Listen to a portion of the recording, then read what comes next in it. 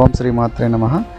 జగద్గురువులైన శ్రీ ఆదిశంకరాచార్యులు ప్రతిష్ఠించిన 4 పీఠాలలో మొట్టమొదటిది శృంగేరిలో ఉన్న శారదాపీఠం. ఆంధ్ర తెలంగాణకి తిరుమల ఎలాంటిదో కర్ణాటకలో అంత అత్యధిక భక్తులు సందర్శించుకునే ఆలయం ధర్మస్థల మంజునాథ స్వామి క్షేత్రం.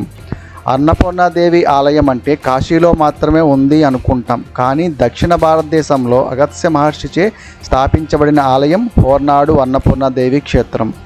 దేవతా సర్పమైన వాసుకి గరుత్మంతుని దాడి నుండి తప్పించుకోవడానికి శివుణ్ణి ఆరాధించగా ఆ శివుడు సుబ్రహ్మణ్యుణ్ణి వాసుకి తోడు ఉండమని పంపిన క్షేత్రం. మరియు సుబ్రహ్మణ్య ఆలయాల్లో అత్యంత పురాతనమైన ఆలయం కుక్కే సుబ్రహ్మణ్య క్షేత్రం.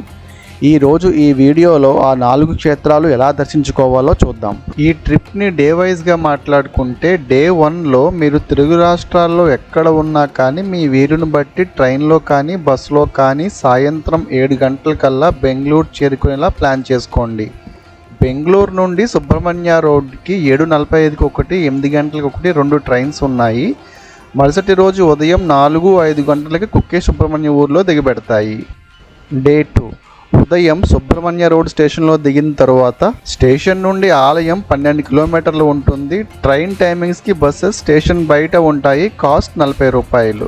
ఆటోలో వెళ్ళాలి అనుకుంటే ఆటో వాళ్ళు 250 వరకు ఛార్జ్ చేస్తారు. మీరు కుక్కే సుబ్రహ్మణ్య స్వామి ఆలయానికి సర్ప సంస్కార పూజ కోసం వచ్చి ఉంటే మీరు ఇక్కడ 2 రోజులు ఉండాల్సి ఉంటుంది. పూజ కాస్ట్ 4200 రూపాయలు. ఒకవేళ మీరు దర్శనానికి మాత్రమే వచ్చి ఉంటే ఆలయ సమీపంలో హోటల్స్ ఉంటాయి. మీరు దర్శనానికి మాత్రమే వచ్చారు కాబట్టి ఫ్రెష్ అవ్వటానికి మాత్రమే రూమ్స్ అడగండి. మనిషికి 100 రూపాయలు ఛార్జ్ చేస్తారు. ఫ్రెష్ అయిన తర్వాత సుబ్రహ్మణ్యుని దర్శనానికి వెళ్ళండి. దర్శనం పూర్తి అయిన తర్వాత ఆలయానికి వెనకాల ఆది సుబ్రహ్మణ్య ఆలయం ఉంటుంది, అది కూడా దర్శించుకోండి. తరువాత మెయిన్ టెంపుల్ నుండి బస్ స్టాప్ 5 నిమిషాల వాకబుల్లో ఉంటుంది. అక్కడ ధర్మస్థలాకి బస్సెస్ ఉంటాయి. డిస్టెన్స్ 60 కిలోమీటర్లు. కాస్ట్ 80 రూపాయలు. 1.5-2 గంటల సమయం పడుతుంది. ధర్మస్థల రీచ్ అయ్యేసరికి మధ్యాహ్నం అవుతుంది. ఒకవేళ కుక్కే సుబ్రహ్మణ్య ఊరిలోనే 12 అయితే అక్కడ భోజన ప్రసాదం ఉంటుంది. అక్కడ ఎర్లీగా దర్శనం అయిపోతే ధర్మస్థల రీచ్ అయిన తర్వాత ఇక్కడ కూడా 3:30 వరకు భోజన ప్రసాదం ఉంటుంది. ధర్మస్థల టెంపుల్ వాళ్ళ రూమ్స్ అందుబాటులో ఉంటాయి. 400 రూపాయల నుండి 1000-2000 వరకు ఉంటాయి. మీ కంఫర్ట్ బట్టి రూమ్ తీసుకోండి. 15 రోజుల ముందు ఆలయ వెబ్సైట్లో రూమ్స్ బుక్ చేసుకోవచ్చు. లేదు అంటే ఇక్కడికి వచ్చిన తర్వాత కూడా తీసుకోవచ్చు. చాలా ఎక్కువ రూమ్స్ ఉంటాయి, ఈజీగానే దొరుకుతాయి. రూమ్కి వెళ్ళి ఫ్రెష్ అయ్యి మంజునాథ స్వామి దర్శనానికి వెళ్ళండి. దర్శన అనంతరం ఆలయం బయట ఆటోలు ఉంటాయి. బాహుబలి స్టాచ్యూకి వెళ్ళండి. బాహుబలి విగ్రహం చాలా బాగుంటుంది. ఎత్తు 39 అడుగులు, బరువు దాదాపు 175 టన్నులు. మంజునాథ ఆలయం నుండి 1 కిలోమీటర్ దూరంలో కొండపైన ఉంటుంది. ఆటో వాళ్ళని కొండపై వరకు తీసుకువెళ్ళమని చెప్పండి, లేకపోతే 300 మెట్లు ఎక్కాల్సి ఉంటుంది. బాహుబలి విగ్రహం చూసుకున్న తరువాత మంజునాథ ఆలయ సమీపంలో అన్నప్ప స్వామి బెట్ట అని ఒక ఆలయం ఉంటుంది. మగవారికి మాత్రమే అనుమతి ఉంటుంది. 150 మెట్లు ఎక్కాల్సి వస్తుంది. తరువాత రూమ్కి వెళ్ళి రిలాక్స్ అవ్వండి. రాత్రిపూట కూడా ఇక్కడ ఆలయంలో భోజన ప్రసాదం ఉంటుంది. ఇక్కడతో డే 2 పూర్తవుతుంది. డే 3 ఉదయం ధర్మస్థలలో ఫ్రెష్ అయిన తర్వాత ధర్మస్థల బస్ స్టాప్ నుండి హోర్నాడుకు బస్సులో వెళ్ళండి. హోర్నాడుకు అంత రెగ్యులర్గా బస్సెస్ ఉండవు కనుక డైరెక్ట్ బస్ దొరికితే మంచిదే. లేకపోతే ధర్మస్థలం నుండి కొట్టెగెర వెళ్ళే బస్సులో ముందు కొట్టెగెర వెళ్ళి అక్కడి నుండి హోర్నాడుకు కేఎస్ఆర్టీసీ కానీ ప్రైవేట్ బస్సు కానీ ఫ్రీక్వెంట్గా ఉంటాయి. వాటిలో హోర్నాడుకు వెళ్ళండి. ధర్మస్థలం నుండి కొట్టెగెర 1:30 సమయం పడుతుంది. టికెట్ కాస్ట్ వచ్చేసి 120 రూపాయలు.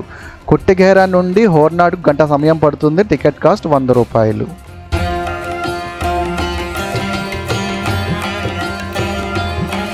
హోర్నాడులో అన్నపూర్ణాదేవి దర్శనం చేసుకోండి. ఈ వీడియోలో ఆలయ చరిత్ర చెప్పటం లేదు, వీడియో లెంత్ ఎక్కువ అవుతుంది కనుక. దర్శన అనంతరం ఆలయం బయట శృంగేరికి ప్రైవేట్ బస్సెస్ ఉంటాయి. టికెట్ కాస్ట్ 118 రూపాయలు. 1:30 సమయం పడుతుంది. శృంగేరిలో టెంపుల్ వాళ్ళ రూమ్స్ ఉంటాయి, అలాగే ప్రైవేట్ రూమ్స్ కూడా ఉంటాయి. ఒకసారి చెక్ చేసుకుని మీకు నచ్చిన రూమ్ తీసుకోండి. 500 రూపాయల నుండి స్టార్ట్ అవుతాయి. శృంగేరి శారదాంబ ఆలయం దర్శించుకోండి.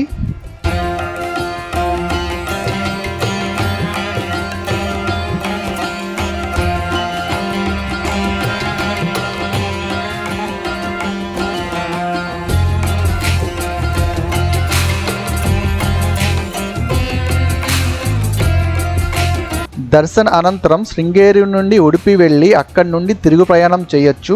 లేదు ఆల్రెడీ ధర్మస్థలం నుండి హోర్నాడు అక్కడి నుండి శృంగేరి జర్నీ చేసి అలసిపోయాం అనుకుంటే ఈ రోజుకు శృంగేరిలో స్టే ఉండి next day morning Udupi start అవ్వి అక్కడ శ్రీకృష్ణ ఆలయం దర్శించుకుని సాయంత్రం తిరుగు ప్రయాణం చేయొచ్చు. ఒకవేళ మీరు శృంగేరిలో నైట్ స్టే చేస్తుంటే సాయంత్రం కూడా శారదాదేవిని దర్శనం చేసుకోవచ్చు.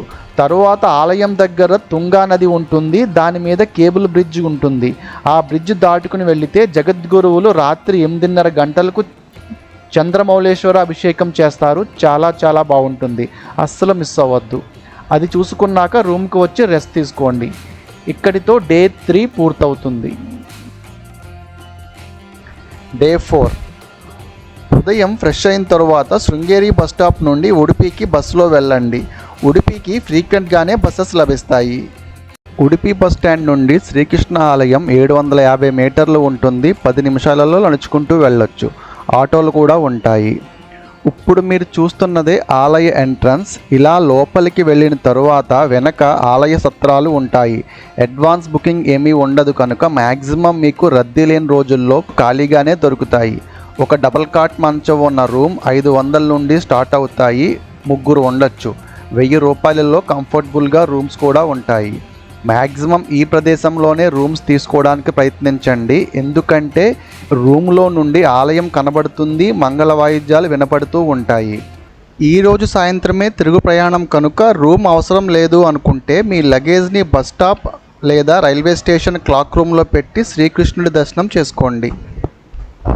శ్రీకృష్ణుడు ఈ ఆలయంలో సాధారణంగా దర్శనమిచ్చే గర్భాలయం నుండి కాకుండా గర్భాలయం వెనుక కిటికీలో నుండి దర్శించుకోవాలి, మర్చిపోవద్దు. డే 2, డే 3, డే 4 బస్సులలో ఎక్కి దిగడం ఇబ్బందిగా ఉండి మనీ ఎఫర్ట్ చేయగలం అనుకుంటే 2 డేస్కి ఉడిపి నుండి వెహికల్ బుక్ చేసుకోండి. మీ ట్రిప్ మెంబర్స్ని బట్టి 4 సీటర్స్ నుండి 13 సీటర్స్ వరకు వెహికల్స్ అందుబాటులో ఉంటాయి. వెహికల్లో వెళ్దాం అనుకుంటే ఎలా ప్లాన్ చేయాలో చూద్దాం. మీరు డే 1 బెంగళూరులో ఎక్కిన ట్రైన్ ఉడిపి 10 గంటలకి చేరుకుంటుంది. డే 2 ఉడిపిలో శ్రీకృష్ణ ఆలయం దర్శించుకుని టెంపుల్ దగ్గర ట్రావెల్స్ ఉంటాయి. 2 డేస్కి శృంగేరి, హోర్నాడు, ధర్మస్థల, కుక్కే సుబ్రహ్మణ్య ఈ 4 క్షేత్రాలు చూపించి ఉడిపిలో దించేలా మాట్లాడుకోండి. అంటే డే 3, డే 4 ఈ 4 క్షేత్రాలు దర్శించుకుని డే 4 సాయంత్రానికి ఉడిపి వచ్చేసేలా వెహికల్ మాట్లాడుకోండి. డే 4 సాయంత్రానికి ఉడిపి చేరుకున్నాక తిరుగు ప్రయాణం చేయండి. ట్రావెల్ డీటెయిల్స్ డిస్క్రిప్షన్లో ఇస్తాను, అవసరం అనుకుంటే చెక్ చేయండి. ఇప్పుడు రిటర్న్ జర్నీ ఎలాగో చూద్దాం. ఉడిపిలో ఆలయాలు దర్శించుకున్నాక ఉడిపి నుండి తిరుపతి, హైదరాబాద్, విజయవాడకు వీక్లీ ట్రైన్స్ ఉన్నాయి. మీ రిటర్న్ జర్నీకి డేట్స్ మ్యాచ్ అయితే బుక్ చేసుకోండి. లేదు అంటే ఉడిపి నుండి ప్రతిరోజు రాత్రి 9 గంటలకి బెంగళూరుకి పంచగంగా ఎక్స్ప్రెస్ ఉంటుంది. ఉదయం 7 గంటలకల్లా బెంగళూరులో దించుతుంది. అక్కడి నుండి మీ హోమ్ టౌన్కి చేరుకోండి. ఈ ట్రిప్కు సంబంధించి ఏమైనా డౌట్స్ ఉంటే కామెంట్ చేయండి, తప్పకుండా రిప్లై ఇస్తాను. వీడియో నచ్చితే ఒక్క లైక్ చేయండి. నెక్స్ట్ వీడియోలో మళ్ళీ కలుద్దాం. Thank you.